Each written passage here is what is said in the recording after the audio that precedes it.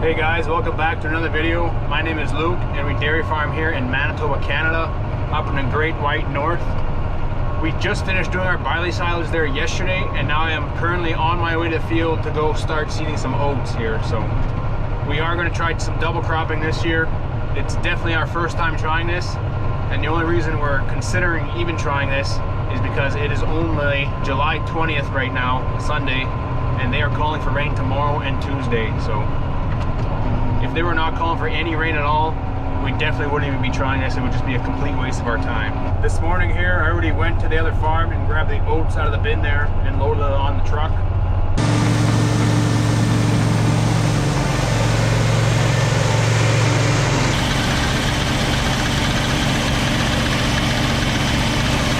And then I also filled up the drill already and got it all calibrated.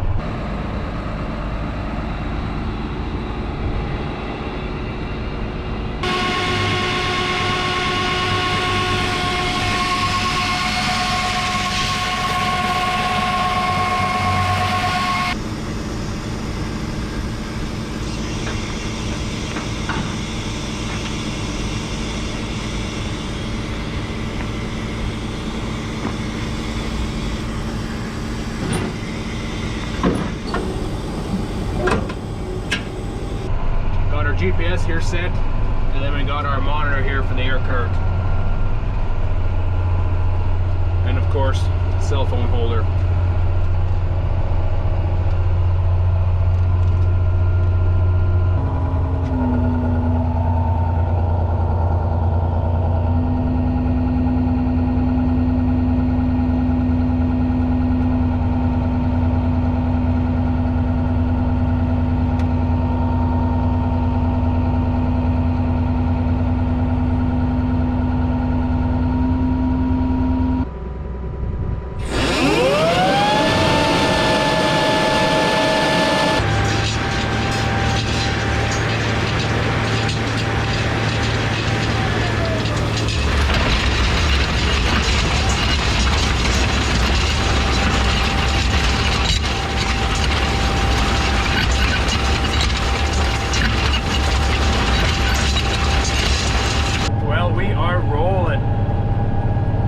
Downside of this is the ground is extremely hard.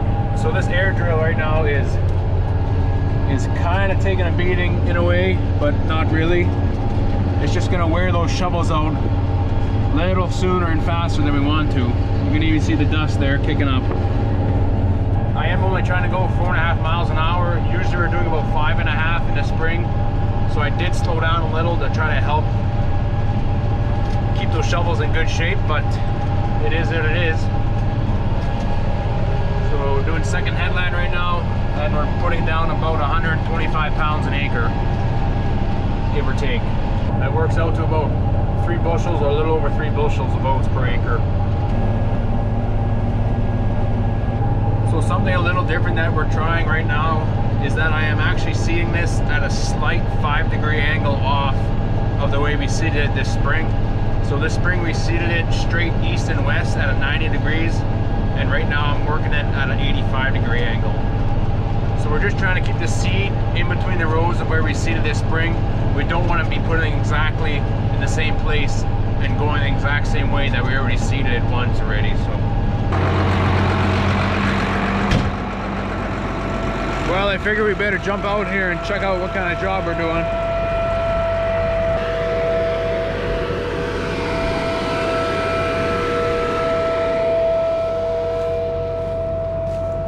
This ground here is just extremely hard, but it actually looks like there's still moisture in the ground, believe it or not, which is quite surprising. And then also today, it is just very smoky and hazy. Kind of see out in the distance just smoke, and then same with the sky. Not blue at all, just gray.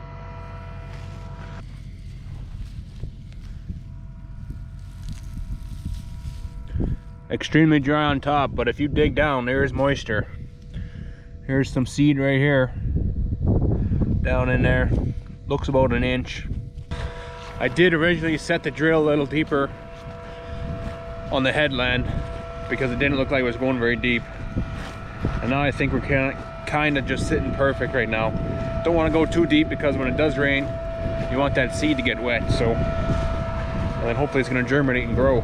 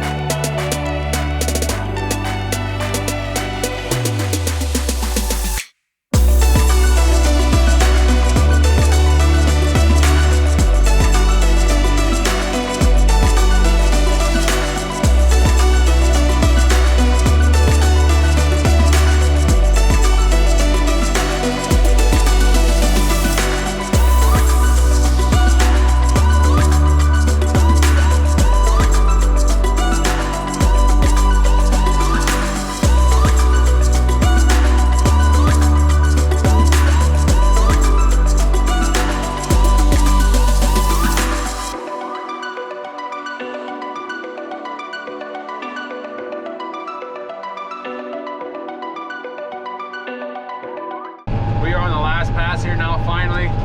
Just want to show you guys our weather here for the next 2 days. So check this out here. So just on our weather app, so today's Sunday. Tomorrow, Monday, they're calling for 2 to 4 mil. And then Tuesday, they're calling for 20 to 25 mil. But that could also change yet because they were actually calling for rain this whole entire week coming up here. And they took about half of it away already. So we are really hoping that we do get that rain. So this can potentially germinate and grow. But if we don't get that rain, I mean, it is what it is. What are we going to do about it? And the stuff probably won't come up.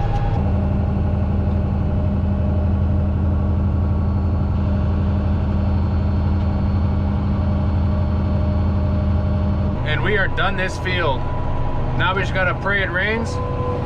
Otherwise, none of this is gonna grow. So just gonna have to have some hope and have some faith that it does.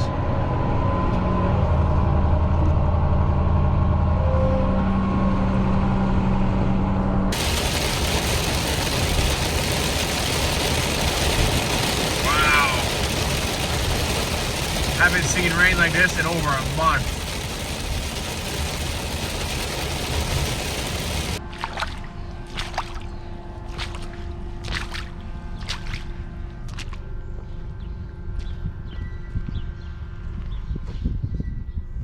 So a couple days later here, and we did end up getting about 1 inch of rain. So that is just awesome. Really gonna help those oats there take off and hopefully germinate and turn into something where we can come in the fall time and get that all chopped up. So just here at the robot now, we've got a couple things here we gotta fix because we've been having some issues with a Festo valve here. So these Festo valves, there's 4 of them that control your lift cup cylinders down by the cow's udder, and then 4 of these here that control your safety valves. We are having problems with one of them. One cup here is not coming up when it needs to. So I've already pulled out this valve here once. I did try cleaning it, and we do have this cleaning oil here. So straight from Gia, it's like a spray oil they call it. That's what we spray inside those Festo valves when they start sticking or acting up. So I pulled it out once already when I was doing evening chores. Kind of cleaned it up, sprayed some of that in there, and then it was great. Everything was working there for a while. And then I got a robot call at 1 a.m. Not working, robot locked, no cows getting milked. So I said, great, came out of bed, came back out here, tried cleaning it again, sprayed some oil in it. Well, it's 1 a.m., didn't really feel like doing very much. Kind of cleaned it up again, threw it back together, and then it worked for the rest of the night. So, but now it's starting to act up again. So I figured, you know what, it's just time to just completely change that valve and put a new one in.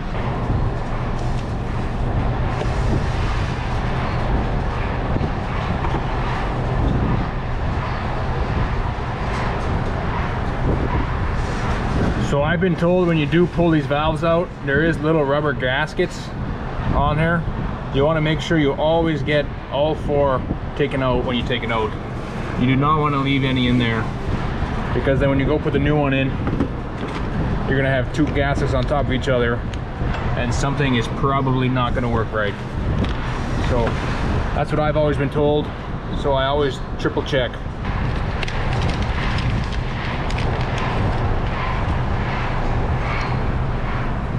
So there we got the brand new one.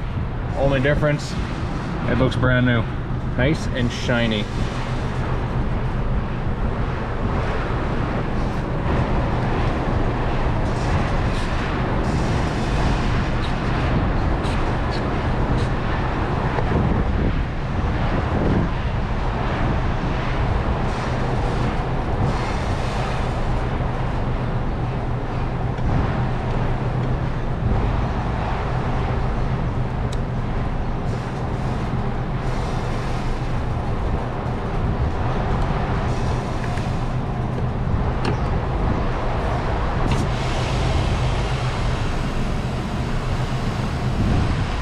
And then just like that, we got a brand new valve in there. Just put that cover back on. So this cover actually tells you what every single valve does.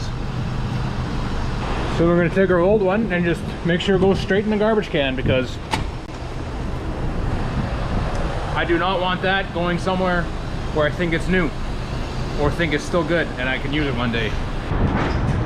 So what that valve does is actually controls these from coming up and down here. So when I hit this green button, they all shoot up, and then when I hit it again, they all drop. So that Festo valve there is what actually controls that, and when it's sticking and not working properly, when a cow's in there to get milked, the robot's calling for the cup to come up so it can get attached, and it's not there for it to attach it to the cow. So then, and therefore, cows aren't getting milk and nothing's working properly. But pretty simple fix, just get a new valve, slap it in there, and we're good to go to the races again here. So next thing we actually got to fix here is on the cup lift cylinder. If I lift them up here, you guys can probably hear that air leak.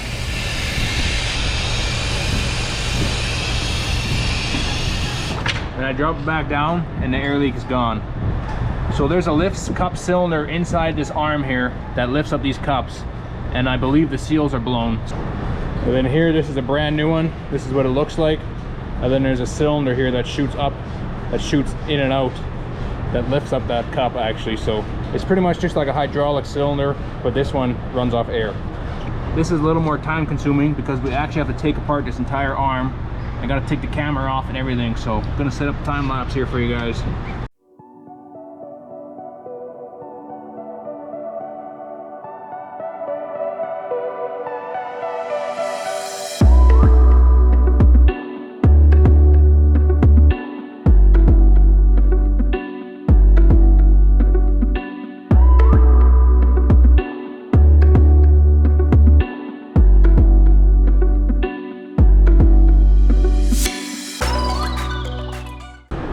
Alright, so we got the old one out here.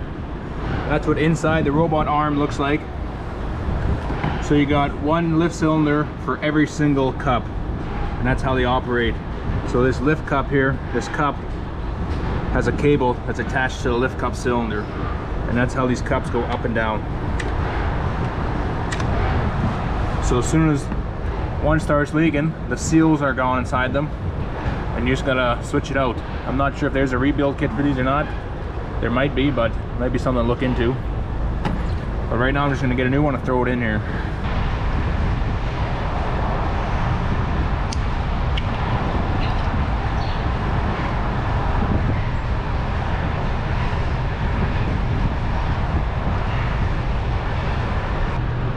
So I took the old part off the old cylinder there, put it on the new one, and then put the end piece off the old one as well and put it on this one because they don't come with new ones.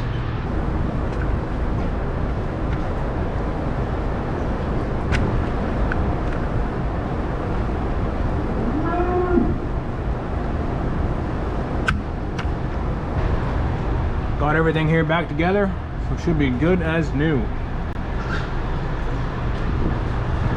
I actually went ahead and took one of the old ones apart just to see what was inside, and this is all it is. You got a piston ram that goes in there, and that's the end cap. You would think you should be able to get new seals for this, but very, very simple design. So you're just buying a whole new housing when really that's all that's wrong is the seals in it. Very interesting. So we got one last thing here I want to try and get done yet today. So we got 2 bags of barley silage here that we made last week. This bag here, we overfilled it and didn't leave enough plastic to close it up properly. So I've been trying to dig some out here during the week and feeding it to the cows. This bag here, we left enough plastic. And this one actually is going to seal it very, very nicely. We kind of have a plastic on the top, plastic on the bottom kind of situation. That's what you want, and then we'll just put some dirt right on top of it. But this one here yet, I'm going to dig some out by hand and try to do the same thing. Get some plastic on the bottom, and you have that top piece of plastic there touching the bottom as well. And then we close up with some dirt.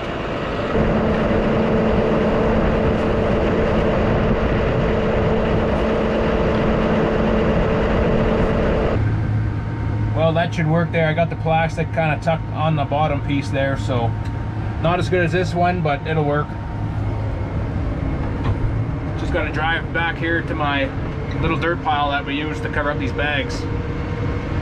But the one really nice thing about barley silage and corn silage is that they leave such a beautiful finish to the bag. Like, it's just so smooth. Like, this is our corn bag here from last year, and it's just very, very smooth. Same with these barley bags.